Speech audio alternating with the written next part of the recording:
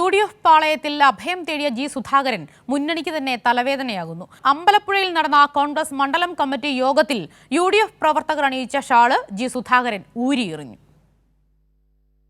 VD Satheesan പറഞ്ഞ കോൺഗ്രസിന്റെ വിസ്മയങ്ങളിലൊന്നായി മാറുകയാണ് ജി സുധാകരൻ. അമ്പലപ്പുഴയിൽ നടന്ന കോൺഗ്രസ് മണ്ഡലം കമ്മിറ്റി യോഗത്തിലെത്തിയ ജി സുധാകരൻ പ്രവർത്തകർ നൽകിയ ഷാളുകൾ അണിയിക്കുന്നതിന് മുമ്പ് തന്നെ ഊരിയെറിഞ്ഞു.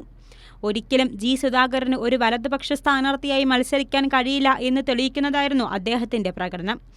UDFനൊപ്പം ചേർന്ന ജി സുധാകരൻ ഇത്തരത്തിലൊരു സമീപനം കാണിക്കുന്നത് ഇത് ആദ്യമല്ല.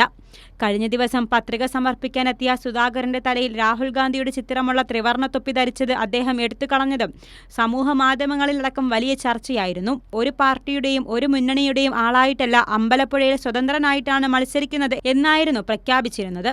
എന്നാൽ പിന്നീട് മാസങ്ങൾക്ക് മുമ്പ് തീരുമാനിച്ചുറപ്പിച്ചതുപോലെ UDF സ്വതന്ത്രനായി മത്സരിക്കുകയായിരുന്നു. കൈരളി ന്യൂസ്, ആലപ്പുഴ.